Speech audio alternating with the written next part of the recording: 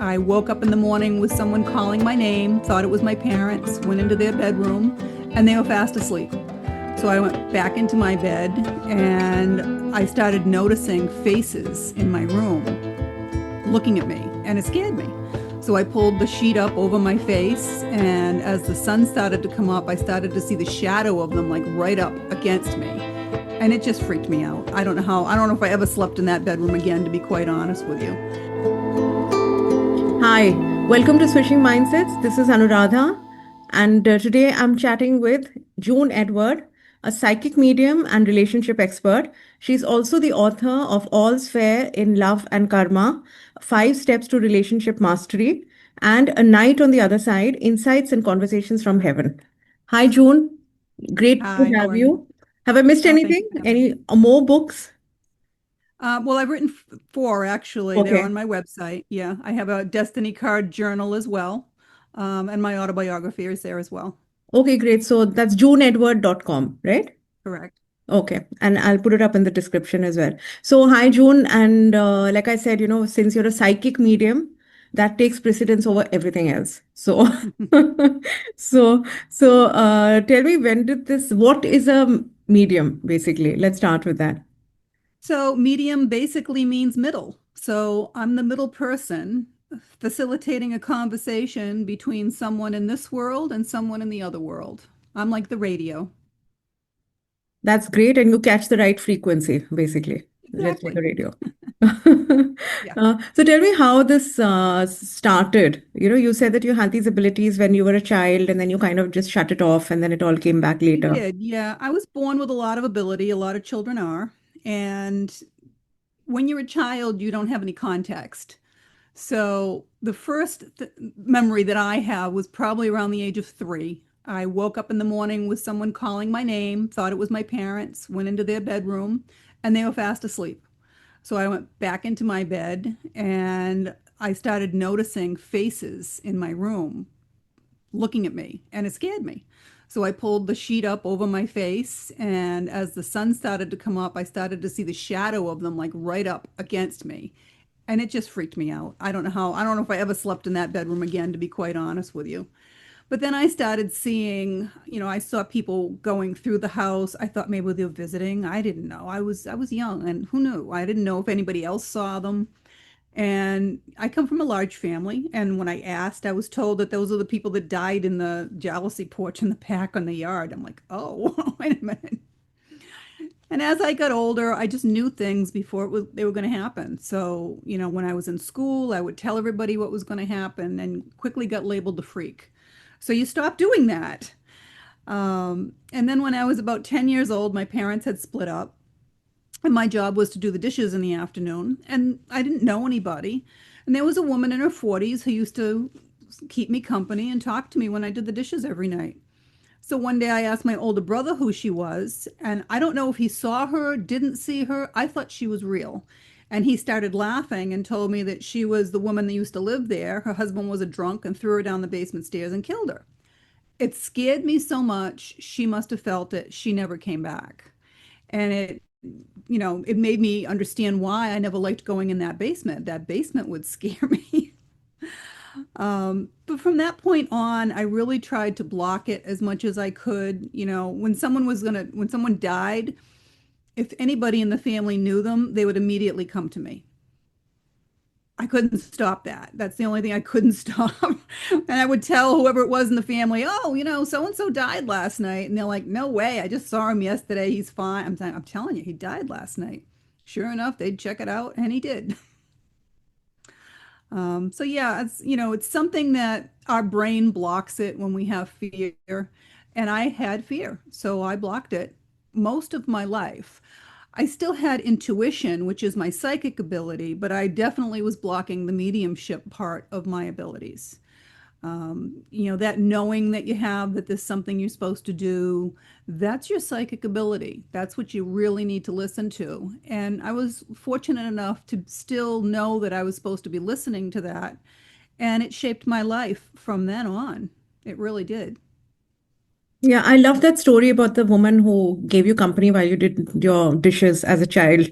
I was a 10-year-old. I read it in your book as well, and I was going to ask you, so I'm so glad you mentioned it. It's such a lovely And story. What did then, she talk to you about? oh, who knows? Just, random stuff, I guess. I don't know. She was basically just keeping me company, and I So sweet. appreciated it. And maybe you were good company for her after a long time. Uh, Probably. Yeah, yeah. probably. Sorry, I'm being a Yeah, bit I'm sure flippant here. So, she was lost. But then I was going through a divorce and having a lot of trouble in my business, and I went to see a Reiki master to have some Reiki done to relax. And she recommended that I meditate. And like every one of my students tells me, I can't meditate. I can't shut my brain off. I was running 5 businesses at the time, taking care of my mom who was dying, you know, going through a divorce. It's like, there's no way. And the first time that I tried it, it was like they kicked the door in from the other side. She's ready. And I could not shut it off. It came back 1,000 times stronger than before. I didn't know what to do. I started calling every psychic medium I could find. How do I stop this? And they're like, I don't know. I'm like, what do you mean you don't know? You're a medium. Well, I can't do that. Well, what do you do? I'm like, what do you mean you can't do that? It was nuts. And it's the old adage that when the student is ready, the teacher will appear. And I was very fortunate that the universe brought me two wonderful teachers to teach me how to control the ability, how to turn it on, how to turn it off, how to recognize the difference in the energy so I know who I'm truly speaking with. And then the universe just took over from there. yeah, I read that you just couldn't turn it off. So everybody you met, everybody you came in contact with, you could just see what's going on with them, or they were just It was rushing through your head, crazy. spirits. What It was was just happening? crazy. I was working in my business as a medical esthetician, taking the overflow. And the first client I had that morning, I walked into the room, sat down. I'm like, did your aunt just die? And she's like, yeah, how'd you know that? And I'm like, I have no idea how I knew that. I'm like, did you clean her house out this weekend? She goes, yeah, this past weekend we went through the house and cleaned everything out. I'm like, did you find one of those sock puppets from the 1950s that looks like a monkey? And she's like, yeah, we found one in the attic. I'm like, oh my God, how random is this stuff, right? This is crazy. Now I'm like, is she just going along with me? I don't know what's going on. The next one that comes in the room, I'm like, something's going on. I don't know quite what it is, but stuff keeps coming to me. I'm like, are you worried about your husband? And she's like, yeah, it's the first time he's traveled to Florida without me. I said, well, he'll be fine. He'll be fine. I said, do you live in a little A-frame house on the water? She's like, no, we live in a white raised ranch down the street. I'm like, oh, okay. Finished her appointment. She goes to check out. She comes running back to the room with her phone. She goes, oh my God, look at this, look at this. Her husband had sent her a message while she was in her appointment, and it was a picture of a little A-frame house on the water in Florida, and says, look, I found our next house. And it just continued. The last one that came in was a younger woman, and there was a soldier in full uniform following her in the room. And I'm like, are you a widow? And she's like, yeah, my husband passed a little over a year ago. I'm like, oh God, this got to be your husband. I'm like, if he had any messages or anything for you, would you want to know? She's like, absolutely not. I'm like, oh my God. So now I got this guy standing next to me the entire time, and I'm like, I'm sorry, she does not want to hear from you. I'm so sorry. It was a little unnerving. Yeah, so he couldn't pass on his message. How sad is that? It's not my place to Yeah. interrupt and interfere. If someone doesn't want to know, then maybe they're not supposed to know at that point in time. That's not my judgment call. I have to honor what people and respect what people want for themselves. Yeah. So tell me, what are the reasons that people come to you from the other side? Because some of it just sounds random, casual, fun. So, So, hmm. now that I've been very, very well trained, so they are not allowed to come through to me unless I'm working. It's that simple. Unless it's an emergency, and I've only had two souls that have been able to come through to me in emergencies. Because you have to be able to turn it on and off like a light switch. You can't work all the time or you'll just go crazy. I mean, I still see them. I went into the grocery store one day and I saw a guy who was very disheveled, kind of looked like a bum near the front door. And I gave him a second look, which was my mistake. When I gave him the second look, he's like, you can see me. I'm like, oh shit. I'm like, I'm not working. I'm sorry. I'm shopping. Oh, no, no, no. You need to talk to me. You can see me. I said, I'm sorry, but I'm not working right now. And he was very angry. And he picked up a loaf of like hamburger rolls. There was a display of hamburger and hot dog rolls at the door, and he threw it at me. And it only went maybe about 3 or 4 feet. But the woman at the register was standing there and saw it, and she's like, "Oh my God, did you see that? Those hamburgers just came off the shelf." I just laughed and kept walking. But yeah, they can get a little upset if, if you're not giving them what it is they're looking for. Now that was a ghost. So the energy's different. They're stuck here, and that's why I gave them a second look, because their energy feels the same as a living person. So I gave it a double take to see if he was real, and oh my goodness, that was a mistake. That's crazy, really. Yeah. So you Yeah, have they're working everywhere. hours that the spirits follow. How do you communicate it to them? That now I'm open So for business, now I'm shut. when you do mediumship, you have a gatekeeper. Okay, my gatekeeper, I've only talked to him. He's only talked to me twice. I've talked to him, but he's only spoken to me twice. And he got in my face once. He's an American Indian brave. And we have an agreement because I am always in charge. When you do this work, you are always in charge. So, for instance, when I was doing missing person cases and someone came to me with a murder investigation, um, I allow them to show me what happened, but I don't want to see the blood and gore. So they were able to show me the entire murder scene without that. So they can show me what happened, where they put things, who it was that did it, all of that without giving me the blood and gore. So you're in Okay. charge. So, and that's the Mm. agreement. He's also the one that lines everyone up. I remember the first time I ever did a very large audience, there was probably 150, 200 people in the audience. And I sat there and froze for a second. And I'm like, oh my God, what happens if no one comes through? What happens if they're the wrong person? And I heard him say to me, I do my job, you do your job. And he's the one that lines them up and tells me where to go. How do you know? Isn't it scary? Like how do you know you're not just hearing voices? Suppose it just happens for somebody out of the blue. Your guardian angel starts speaking to you or something like that. It does happen to people sometimes out of the blue. Like I said, when I was a little girl and I heard someone call my voice, call my name, right? I heard that out of the blue.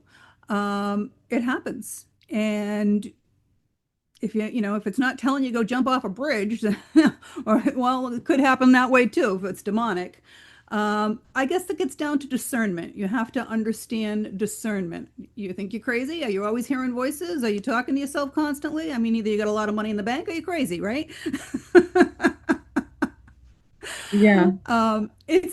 So I teach people how energy works, because everything in the world and everything in the universe is energy, and you have to be able to feel and understand that energy. We're limited in this 3D body what we can see with our eyes, right? Because the shape of our eyes, how the light refracts and hits our eyes. Animals can see things that we can't see because the shape of their eyes, right? And the color and depth perception. I see energy. I've seen energy since I was a kid. So when a ghost has fully formed as an energetic soul here, I can see them. When an angel comes through, I can see it very, very clearly. Most of the time, when a soul comes through from the other side, they manifest themselves with their energy. I can see them. Um, some people can, some people can't. I will give you a great example, though, of what stops people from seeing them, other than your eyes, Yeah. is your brain. When you're in this 3D body, you've got that brain in your head. Well, your brain is not just a computer processing all your information, it's there to protect you. That's its main job. How does it do that? It does it by creating fear. And most people are making their decisions based on fear. When my dad was dying, he was 93 years old. I used to go see him often. And he says to me one day, I want to talk to you about what you do. I said, oh, that's interesting. You thought I was crazy. What do you want to know? Well, I want to know why every morning when I wake up, I see my mother standing next to the bed. I said, well, Dad, she's going to be one of the ones that helps you to make sure you go into the light and cross over to the other side. No, no, no, no. That's not what I want to know. What do you want to know, Dad? I want to know why every time I wake up, I see her, but then within a few seconds, she kind of disappears. I'm like, Dad, she hasn't gone anywhere. She's still standing right next to me. You can't see her because your brain kicks in and you can't believe that she's actually there. It's fear. If you get rid of that fear, it's amazing the things that you start to see. It's incredible. Yeah, it sounds incredible, really. Tell me, you were talking about the missing persons and, finding them. How does that work? Any case that you can talk about? Um, so basically, it would be the soul from the other side that's giving me the information. Um, with the exception of, I did a little girl that was kidnapped um, by a family member, and they had no idea where she had been taken or if she was even alive. And the information that I was getting from the other side was really coming through. I'd have to say it was probably coming through her guardian angel who wanted to keep her safe on the other side. It wasn't coming from the little girl itself. But when it's a murder victim or someone that's passed to the other side, it's coming from them directly. Okay. So how did they help you? How do the spirits help you? Is it the spirits who come and they give you the clues? Or is it like It is, yeah. you have They your held a guardian angel? conversation and tell me that, they'll tell me what's going on. I mean, I had one that was a missing person case that um, we didn't know he had passed because his energy was coming through the same to me as if he was still a living person because he had not gone into the light. He did not want his family to know he had passed. He knew they weren't ready for that information yet. And he had us going on a wild goose chase. I mean, I literally was with them up in Boston passing out flyers and talking to people that may have seen him. And what his wife realized after was he was sending us everywhere he used to work. Everywhere he used to work, he was sending us. Um, so when they finally found his body, I had his family come over and I called on him. He had actually come with the family because he couldn't move that fast. He had not gone into the light. He was still stuck here as a ghost, basically, with a lower vibration. So I moved him into the light. He came back immediately.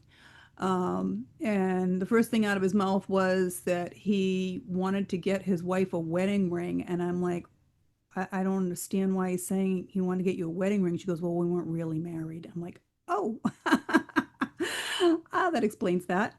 But she agreed that they were not ready to know that he had passed. He had Alzheimer's and had gone astray out of a nursing home and gotten lost into the woods. But yeah, it was great to finally get some closure from him. But it's difficult sometimes if they don't want you to know that they've passed, or because they'll tell you what they want you to know. That's the reality. I only know what they tell me and what they give me. Okay. Yeah, it's not like you know more than, you know everything, just omniscient or something. I Okay. only know what Hmm. they tell me and what they give me. And if they don't want me to know the truth, and I brought a man through one time who had taken his own life. And it was his girlfriend who was sitting for the reading. And he thought he had been hit by lightning. When I brought him through from the other side, he thought he had been hit by lightning. And he had also bought her an engagement ring. He wanted to marry her. She didn't know that. But then she let me know what happened, and he was standing right there listening to that. And when he realized that was what happened, that he'd hung himself, he was so despondent, and he was very upset because he didn't understand that. He had been on medication. He had been, I guess, he had some type of a medical issue or a surgery or something. They had him on medication, and either the medication went wrong or he was drinking with it. Something happened that triggered him to be able to take his own life like that. And that's usually the case. Most people don't do it with a clear head. But he was very surprised to learn that that was what happened because in his mind, it wasn't processing properly at the time, right? and he thought he was hit by lightning. Um, it's interesting when they do take their own life like that because that's never written into your plan. You write your plan before you come here, and that's, an out that is never written into your plan. And before they can reincarnate and come back again, they have to get a lot of counseling from the ascended masters and the angels because they want to make sure it doesn't happen again. It creates a lot of work for everybody on the other side to fix all the connections on this side when you die outside of your life plan. And you can. You can. Yeah. So what is this life plan? Like, I was going through your book as well, and I was listening to another talk you did somewhere. So we decide everything. You compare it to a Monopoly game where we have all these checkpoints, and we decide Yeah, what we want to it's do, what lessons. extremely complicated because the universe wants you to think you have choice, right? But reality is the choice that you have is whether or not you're going to delay the lessons that you came here to learn. And you can delay them for your entire lifetime and still have to come back and learn them the next time if you're that stubborn. But the choices will always take you in a circle. And for instance, say you're supposed to be learning self-worth and you're refusing to learn that lesson and you keep dating and going out with people that are physically and mentally abusing you, and you leave that relationship and you go to the next one that does the same thing. You just keep repeating the same circle until you've learned the lesson, and when you finally learn that lesson of self-worth, you can go on to the next lesson if that needs to be relearned or reinforced in your soul. These are soul lessons. And by learning these lessons, this is how you advance on the other side to a higher realm. Okay, so we pick everything. We do. We pick, but Okay. again, this Or is it's it just the so big events? complicated. Huh? It's very complicated because say you pick door A, they offer you door A, B, and C, right? Yeah, yeah. You take door A, you go through it, you get married, you have children, you get divorced. Where are you going to be? In front of door A, B, and C again. Most people, creatures of habit, haven't learned the lesson. They take door A again. They go through it, they get married, they have more kids, they get divorced, they're in front of A, B, and C again. If you learn the lesson you're supposed to be learning, it may, you're going to end up in front of A, B, and C, but you're not taking A anymore. You're going to take door B or C because you've learned that lesson. And you may still go through that and get married and divorced again, but it's not going to be because of what the first two, times you went through there. It'll be completely different because you learned that lesson. And that's what it's all about, learning the lessons. So again, you have that choice of going through that little circle until you learn the lesson. But the universe will step in if you're too far off your path. So let's say you got a job offer, you're supposed to move across the country, and you don't want to go. I don't know anybody there. My friends and family are here. I'm not going to go. Well, if you're supposed to go, maybe you're supposed to save somebody's life. Maybe you're supposed to meet the love of your life. Maybe you're going to have a family. Who knows what it is you're supposed to be doing when you get there. But if you're adamant that you're not going, the universe is going to make you go. Maybe they'll burn your house down. Maybe they'll have you lose your job. Something will happen that make you decide that, you know what, I'm just going to go.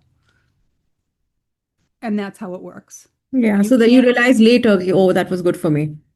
Much Right. And later. it's always, you can always look back at the tragedies in your life and see how something good came out of it. And if that hadn't happened, this wouldn't have happened, right? That's how it works. It's terrible when you're going through it, but it's like anything else. Life is supposed to be a roller coaster ride because you would not appreciate the good times if you haven't experienced the lower times, right?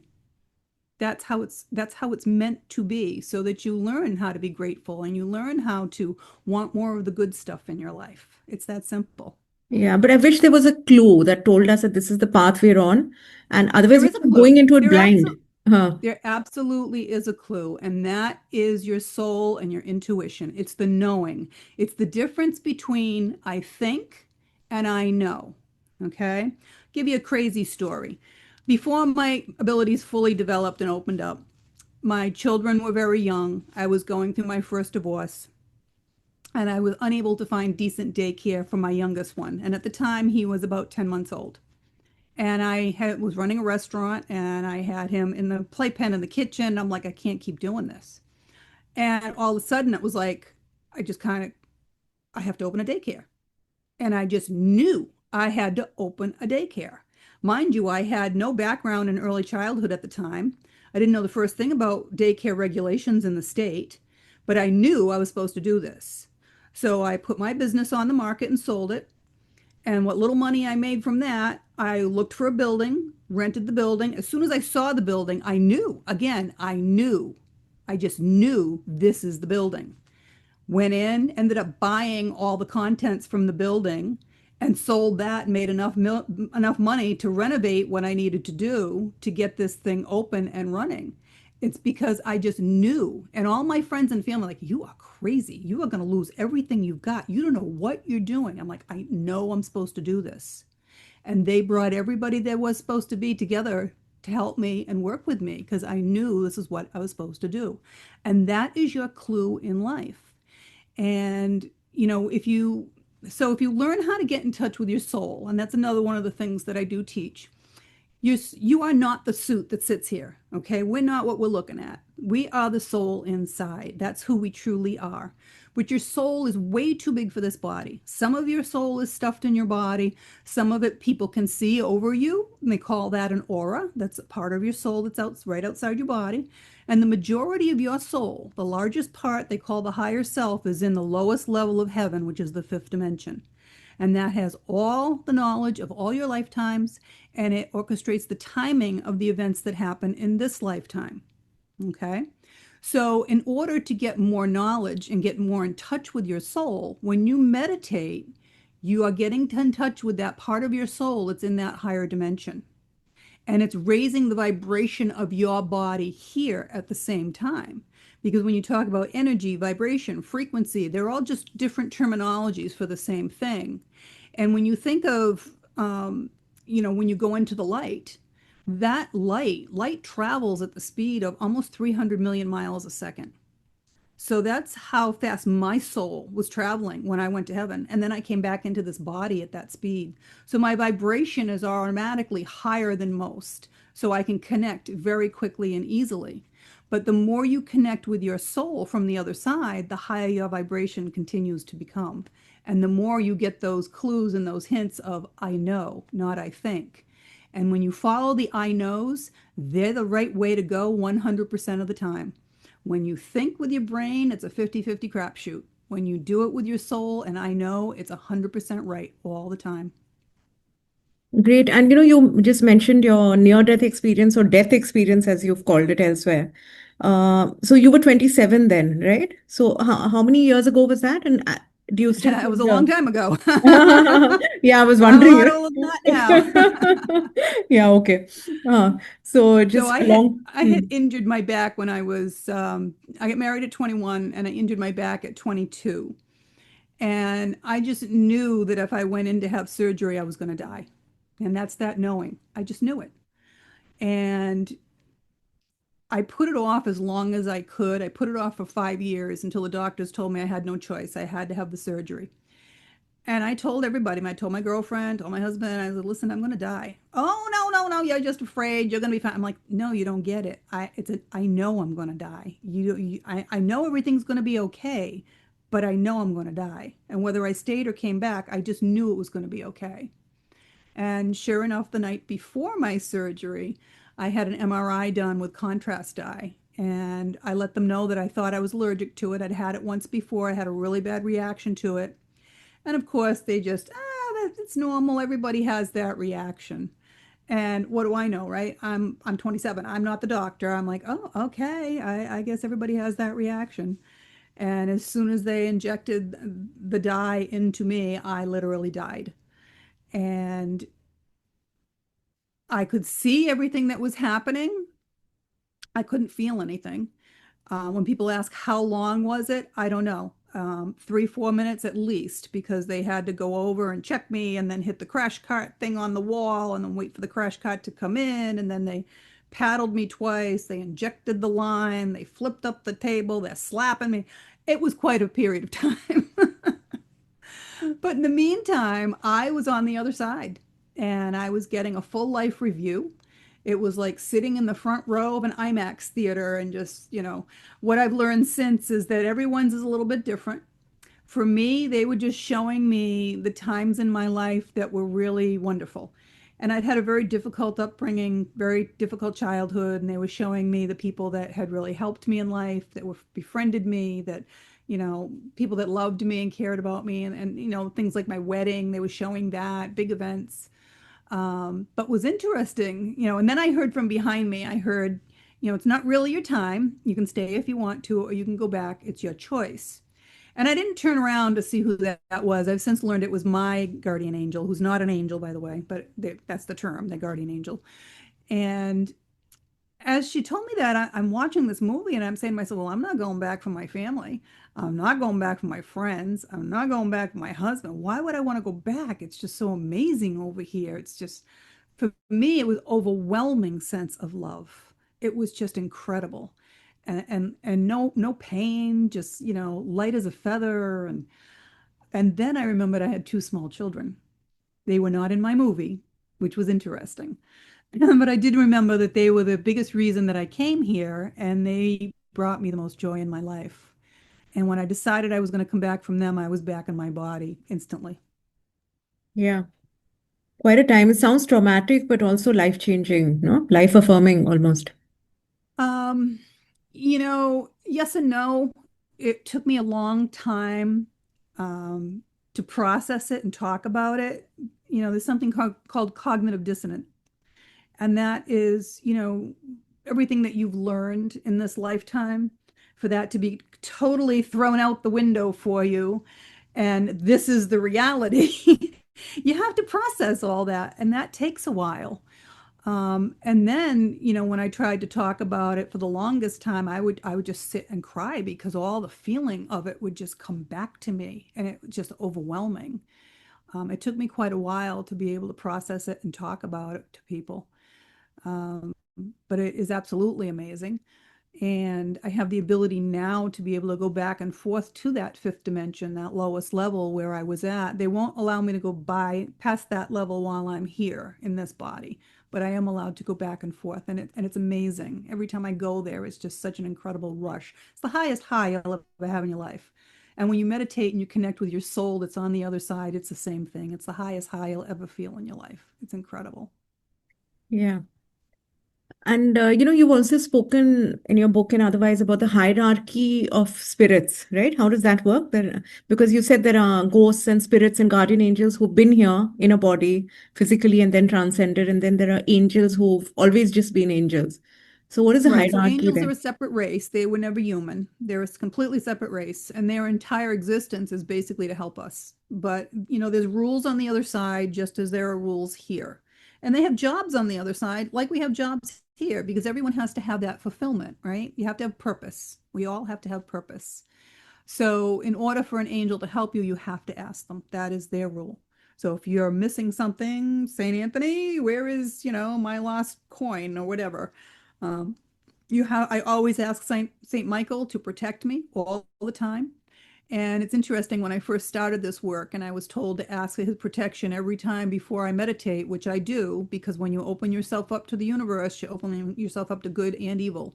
And we're all targets, because the war that's going on is a war of souls. The devil wants your soul and God wants your soul. So always protect yourself. But I remember the first few times I did it, I'm like, saying to myself, who am I to ask for Saint Michael's protection? I'm sure he has so many other important things he's got to be doing. And he literally stood before me and said, you know how fast I travel. You've been there. You are worthy. Everyone is worthy. I can be everywhere almost at once. Ask. And so I do every time. And it's interesting because I worked with a group called NODA, No One Dies Alone. And if someone does not have family and they're dying in hospice, or even before hospice, I'll get a call from the hospital to go be with that person. And every single time Archangel Michael is in the room, he always crosses everyone over to the other side into the light. There's other people that are there as well, other entities, their family, their friends, whoever, but Archangel Michael is there every single time. That's Pretty beautiful. incredible. Really. Yeah. Yeah. Yeah. So what is a guardian angel?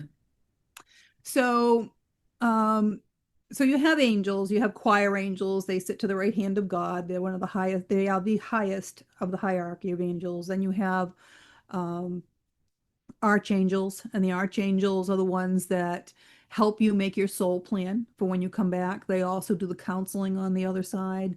You can also call on them for whatever it is you need help with. And they have a lot of different responsibilities. And then you have what I call minion angels, which, if you need a parking place and you're asking an angel to give you a parking place, those are the ones that kind of show up to give you the parking place. Then you have a guardian angel. Now, a guardian angel is not an angel. They were a soul, a human soul that was on this side that has some importance and significance to you specifically. It could be someone that um, was a friend or family member in a past lifetime. And when it's your time to come back here and reincarnate, one of them will step up and offer to be your guardian angel to watch over you. If no one offers, then someone is chosen. Okay. Now, your guardian angel is always around and will always jump in and rescue you when needed. Okay. Let's say, for instance, that you're drowning. I know someone that this happened to, you're drowning. And all of a sudden, you literally felt someone pull you to the surface. That would have been your guardian angel. You're driving your car, and this happened to me, and you hit black ice. And she definitely took that wheel. And I mean, I went around ambulances, the fire truck, and a police car and came right through. And I don't know how. Definitely my guardian angel steering that vehicle. So they will step in at any time. The regular angels, you have to ask, but a guardian angel, no. Now, your guardian angel can change, and it's rare, but it can happen. Say you had someone on this side that passed away that you were very, very close to. Could be a parent, could have been your husband, could have been a best friend or child, someone that wanted to be your guardian angel. They ask on the other side, they're allowed to do that, and your original guardian angel steps back and oversees. So now you have two guardian angels, not just one, you have two, which is great. And then you have ascended masters on the other side. The ascended masters were human, or not necessarily human, but walked the earth, because you have, like Ganesh as an elephant, but so we can reincarnate as animals, okay, and trees and plants. So it's a soul that walked the earth at one point in time, and it just projects in whatever way it wants to, okay? But the ascended masters were always souls that have walked this earth, and they have finished their education here. And with the exception of Jesus, who came back, they don't reincarnate any longer. And I have a sister that passed who was Hindu. And I always used to joke to her, she's an amazing guide for me on the other side. And I always joked to her on the other side for years that, you're so knowledgeable and you give me so much information. I said, you should have been an ascended master. And she would just joke and laugh. Well, one day I asked her, because she had the most horrible life here on earth. It was incredible. And she visited India many times. And she died a horrible death. She suffered a lot um, during her death. And I asked her, I said, why? Why would you write that plan? Why would you do that to yourself and come back like that?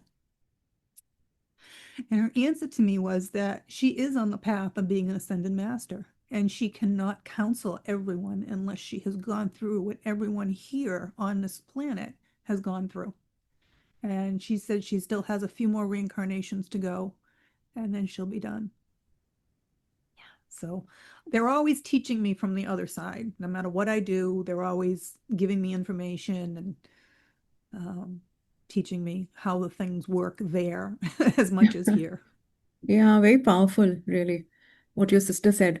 And, talking about reincarnations, we read a lot and we hear a lot about how certain souls travel together.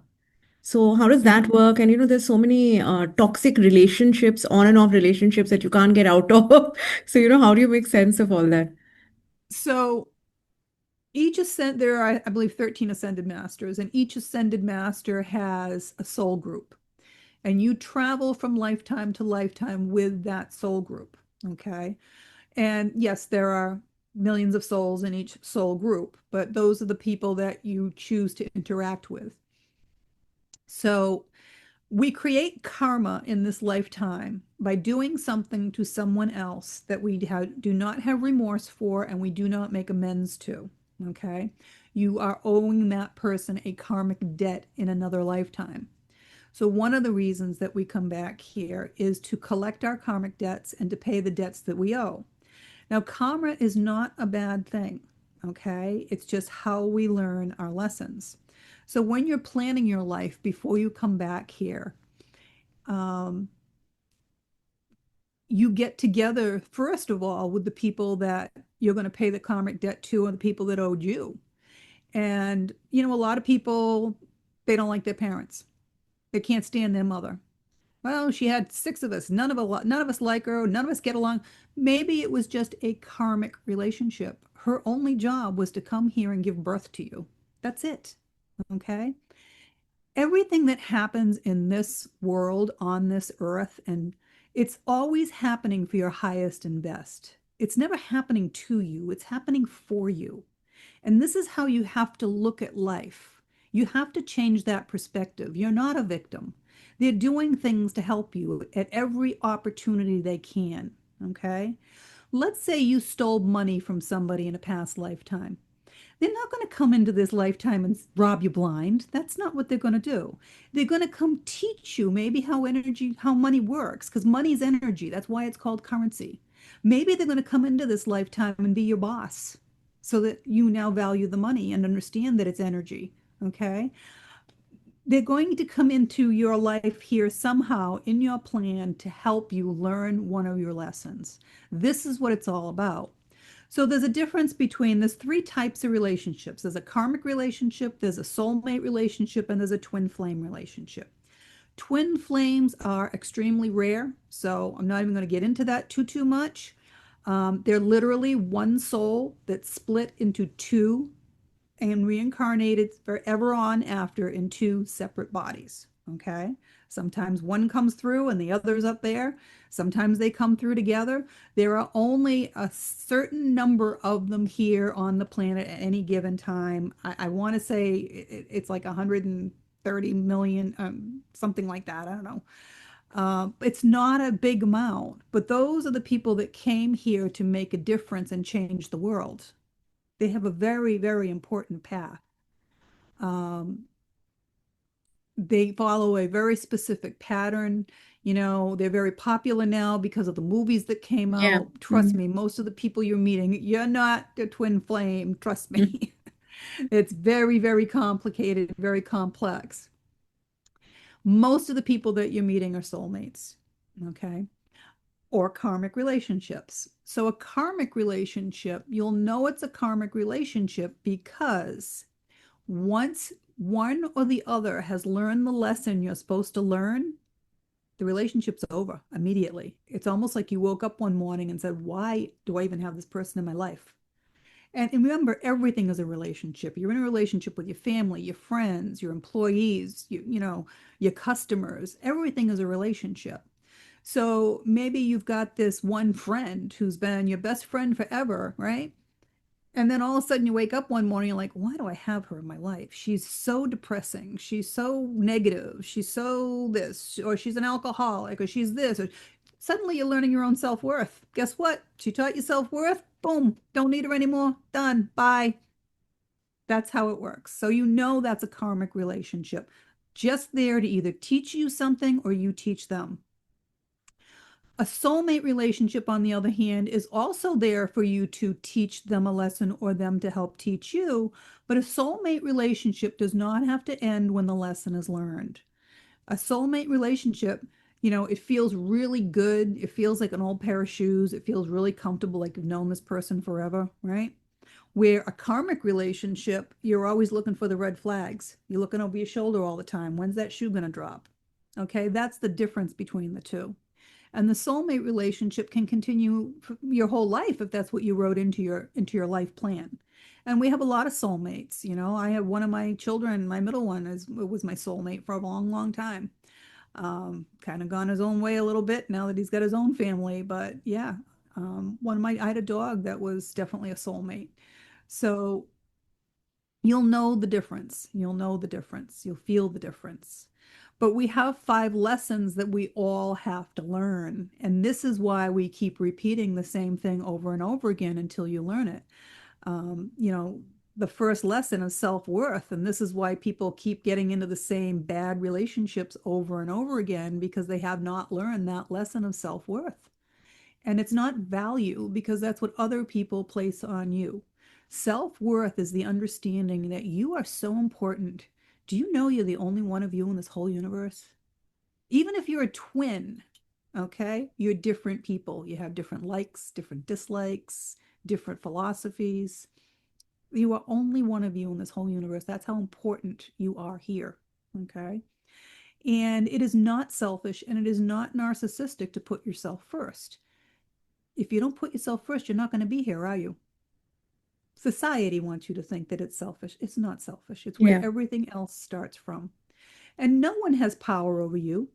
You can't make me like you. You can't make me hate you. You can't make me anything, right? That's me. We have Yeah. to own that for ourselves. No one has that power over you, and no one can make you happy. I hear too many people, oh, when I find the right person, I'll be happy. No, no, no, it doesn't work that way.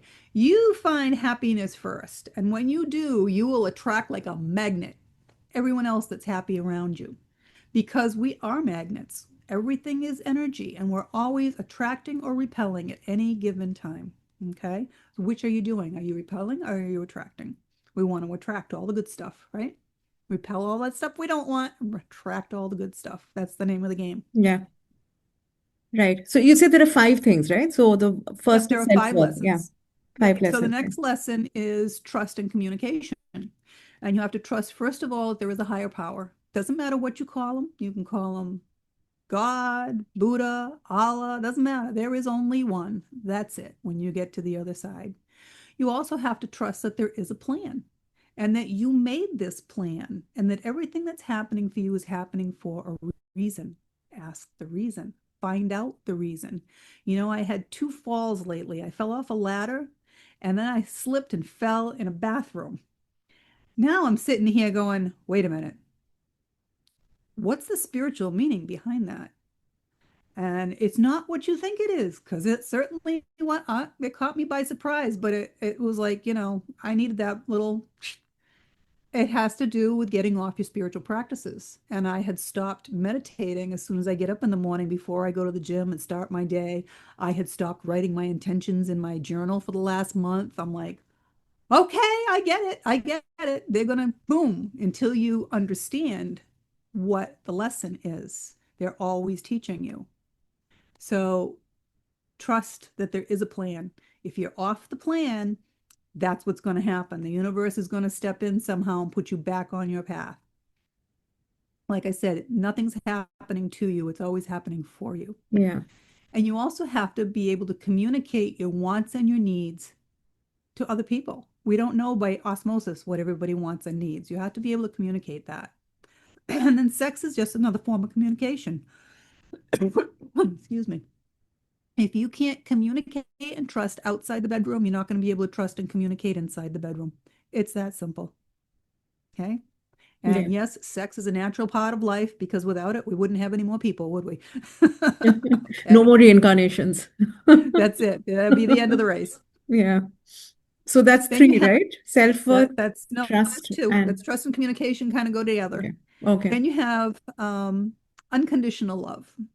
Unconditional love is very difficult for a lot of people. And it means just what it says, loving someone without condition. You don't love them only because they go to work and they're paying the bills. Suppose they get in an accident, you have to take care of them. Are you going to still love them? Think about your children. Everybody unconditionally loves their children, right? Well, suppose your child does something horrific. They murder a neighbor in a fit of rage and they go to jail the rest of their life. Are you still going to love your child? You're not going to like what they did, but hopefully you're still going to love your child. And it gets more difficult the more you make it difficult. So I had someone say to me, oh, yeah, well, those are all people that you're in close relationships with. Okay, well, let's say a drunk driver took your child from you. Are you going to spend the rest of your life in hate, right? directing that and eating yourself up, or are you going to understand that it was probably part of your son's life? He's in a better place, I guarantee you that. And it's a lesson, obviously, not just for you, but for the person driving. Maybe it's a lesson for the police officer that's arresting them. There's lots of lessons to go around everywhere. But your lesson is clearly unconditional love. To continue to love your child and be grateful for the time that you had them here, right? Because technically they're gifts from God's. They can take them back at any time, right? They're Yeah. gifts. They're absolute gifts. Then you Yeah. have money imbalance. Everything in the universe has to stay in balance. This is why we have the day and the night. We have light and dark, left and right, up and down. Everything has to stay in balance. Money is energy. That's why it's called currency. And it's what we use in this 3D world to show whether or not your life is in balance. And when you talk about politicians with all the extra money, well, guess what? They're way out of balance, aren't they? Because now that's just evil that's taken everything over. Again, good and evil everywhere. But let's say that all you do is work all day. You work 80 hours a week. Well, now you have no time for your friends, your family, your hobbies. Your life's out of balance, right? And then you're just hiding that money away. You're stashing it in the bank because someday I might want to do something with it, right? Well, you don't even have enough self-worth to spend the fruits of your labor on yourself, do you? Money is energy, so it flows. If you think of a piece of wire with the energy current going through it, or a river that's flowing with all that water and that energy, right? This is how you have to understand how money works. The more you put out, the more comes back. The universe will always make sure you have enough for what you need. Everyone is meant to live a life without lack, a life of abundance. And if you know that, you understand that, and you trust it, it's back to trust again. This is how your life will work. And all you have to do is ask. When you learn how the universe asks, how the universe works, when you ask your angels and your guides to help you with things, they will. Absolutely, they will. Even a beggar on the street who has chosen that life because he wants to live that experience, believe it or not, they want to live that experience, just like my sister did. Um, if they want a bed or a meal for that night, all they have to do is ask, and I guarantee you someone will point them in the direction to find that. Absolutely. But you have to learn how to ask. So that gets back to trust and communication again. All these lessons keep reinforcing each other. And then the last lesson there is patience. And again, we live in a world of instant gratification. Everybody wants everything right now. No one wants to wait. And it doesn't work that way. Everything comes to you in the time that it is supposed to come. Suppose you wanted to get married and buy a house and you're 10 years old. How foolish would that be, right? They're not going to drop a house on you and here's a husband, right? No. It comes in the time that it's supposed to. And let's say you're 40 years old and your biological clock is ticking and you're like, huh, I really wanted to have kids and well, doesn't mean it's still not going to happen if that's what you wrote in your life plan. Maybe you're going to marry someone a little bit younger who has young children and you're going to end up stepping in and raising them. You don't know the plan. You just have to kind of learn how to ride the roller coaster and know that whatever's happening in your life, this is the story that you wrote for a reason.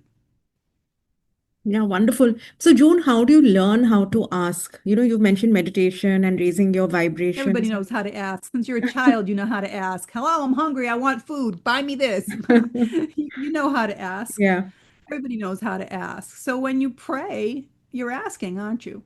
And when you're meditating, you're listening and getting your answers. Okay. Is there any meditation? Is there any method that one can, try? So if anybody wants to send me a message through my website, juneedwood.com, I'll be happy to send you the directions to meditate properly. But yes, there is. Hmm. There is a proper way to meditate, and I only recommend people meditate 3 times a day for 20 minutes, no more, no less, until they're very good at what they do, because it's going to take you 18 or 19 minutes to connect to your soul at that point. And until you know what you're doing, anything more than that, you're going to end up becoming ungrounded. And people are always, what does that mean, becoming ungrounded? Well, let me tell you. I was home one day and I was baking meatballs in the oven. And I checked them and they weren't quite done yet. And I'm like, oh, I got another 5 minutes. Let me just sit down and meditate for 5 minutes. And I did not set my stopwatch, which I always do. And by the time I woke up, literally from my meditation, it was a great meditation, but almost an hour had gone by. So I'm like, oh my God, where'd the time go? I run upstairs, I grab my laundry. I'm like, I got to get the laundry started. I come down and I notice the oven's on, and I'm like, I forgot to shut the oven off after I took the meatballs out. Then it hit me. I never took the meatballs out. This is what ungrounded is. You're total airhead. Yeah, You don't want to go interesting. around like that. Yeah, yeah. No, I'm sure people will log in and learn how to meditate the right way. So tell me, June, finally, your relationship mastery program, you have a lot of things that you offer. Could you talk about a little bit of that? So the relationship mastery program, I geared it for the most part towards people having difficulty in their relationship, whether it is a marriage, a separation. It's since grown, and I've got a lot of people that own businesses that want to attract better clientele or more clientele or better employees. Um, People that want to have a relationship in their life with someone special that they haven't been able to bring in, people that just want to raise their vibration, understand how energy works, the law of attraction, and balance their energy so they can maintain it. And that's the key to everything is balance. And a lot of people that have done the law of attraction realize that once they've achieved it, they crash and lose everything because they have not been taught how to balance their energy. And it's not the easiest thing to do. It takes a while. It's a 7 week program. Most people, if they don't shift by the third or fourth week, have to start the program over again from the beginning because it was divinely created with the angels. And when you do the program in a timely manner, straight through, it's just incredible. Your entire life changes. I could tell you, actually, there's a lot of testimonials on my website. If you go listen to them, there's some videos, there's lots of reviews. Changes people's life like you can't believe. Unfortunately, during COVID, a couple of my students backpedaled a little bit. They went back to what they were doing before and stopped everything that they learned and had to go back in and do the program again. They have lifetime access, but it's a lot harder the second time because when the universe gives you a gift, if you don't appreciate it, they're not going to give it to you so easy the second time. But it's amazing. It will really change people's lives for the better. So the program is for couples. Who is it for? Or is it just for yourself No, and to raise one your person, vibration? Hmm? one person. One I only person. work with one person at all. Is this for If you're going to, relationships or is it for yourself? it's for well, everything's a relationship. You're Yeah, in a so everything relationship with basically. Yeah, everything. yeah. Okay, Okay. so it's to change you because it only takes one person to make or break anything in life. When you change, everything around you changes. When you do something different, everyone around you has to do something different. That's how it works. So, I mean, literally, I reunited hundreds and hundreds of couples that were in the midst of divorce or separation or already divorced from one person doing the program. Because once you understand how the energy works, if everyone that's in your life is on that same energetic frequency as you are, just like the radio station, like you said, you can't get the station in if you're not on that frequency. Yeah. Well, if you don't like what's in your life, you raise your vibration, you raise your frequency, everyone else drops off, and everything you want starts coming in. That's how it works. And when you're in such close proximity of someone in your life that you've been with for a long time, this is why they're on the same energetic vibration as you are. They're on the same frequency. So when you raise yours, if they're meant to be with you, theirs will rise as well. And things change so dramatically that other people in your life will start asking you, what are you doing differently? What have you done? What's different? And I tell them about the program, teach them the program yourself. They can't come in and do the program, they didn't buy it, but they can teach them everything that I taught them, and their lives can start to change as well. It's absolutely amazing. I have people teach their children my program. They did videos and sent me that they started teaching their children my program, and life is just amazing. Yeah, that's beautiful. Thank you, June, for doing this. Any message finally for whoever's listening in? Start following your path. Start learning how to meditate and listening to your soul, and start going with I know, not I think. Yeah, That's the difference. lovely words. I know more than I think. I know. Yeah, Exactly. that's great. Thank you, June. Oh, you're very, very welcome. Thank you for having me.